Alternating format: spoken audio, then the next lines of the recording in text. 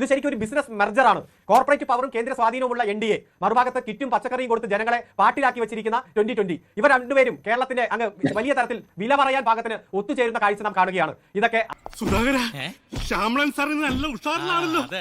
ഇദ്ദേഹം ജനങ്ങൾക്ക് കൊടുത്ത ഏതെങ്കിലും ഒരു വാക്ക് പാലിക്കുന്ന സാഹചര്യം ഉണ്ടായോ? ഇപ്പൊ ഗോഡ്സ് വില്ല എന്ന് പറഞ്ഞ് നിരവധി ആളുകൾക്ക് ഞങ്ങൾ വീട് പണിത് കൊടുത്തു എന്ന് പറഞ്ഞ് ചില സോഷ്യൽ മീഡിയ പ്ലാറ്റ്ഫോമുകളെയും ചില ചാനലുകളെയും എല്ലാം വിലക്കെടുത്ത് വലിയ പ്രചരണം നടത്തി.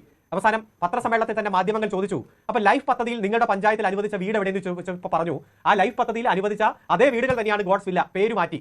പൊതുവിദ്യാഭ്യാസ യജ്ഞത്തിന്റെ ഭാഗമായി സ്കൂളുകൾ ഹൈടെക് ആക്കി മാറ്റി. കിഴക്കമ്പലം പഞ്ചായത്തിൽ ആ സ്കൂളുകൾ അറിയപ്പെടുന്നത് 2020 മുതലാളിയുടെ സ്കൂൾ എന്നതാണ്.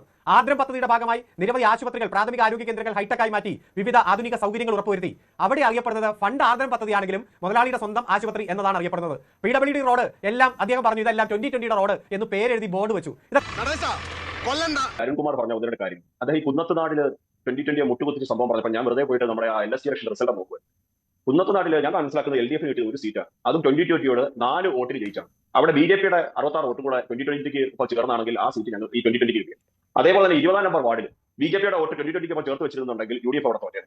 അപ്പം ഇതിന് മുമ്പാണ് ഈ സഖ്യം വരുന്നുണ്ടെങ്കിൽ എപ്പോഴേ ഈ കുന്നത്തുനാടിന്റെ ചരിത്രം അരുൺകുമാറിന് പറയാൻ പറ്റത്തില്ല. അതല്ല ഉദ്ദേശം. രണ്ടാമത്തെ ഒരു കാര്യം, കേന്ദ്ര സംസ്ഥാന സർക്കാർ അനുവദിക്കുന്ന പണമെടുത്ത് പദ്ധതികൾ നടപ്പിലാക്കിയാൽ അതിന്റെ മേലിൽ നടിക്കാൻ ആ കക്ഷി 2020 ശ്രമിക്കുന്നു എന്നുള്ളതാണ് അദ്ദേഹത്തിന്റെ രണ്ടാമത്തെ ആർഗ്യുമെന്റ്. നിങ്ങൾ ചെയ്യുന്നത് അത് തന്നെയല്ലേ?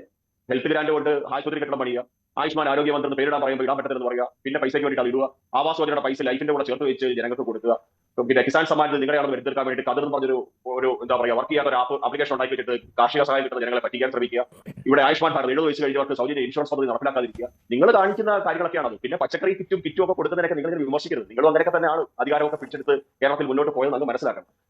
ചെറിയ വട കൊടുത്ത് വലിയ വട വാങ്ങിച്ചു.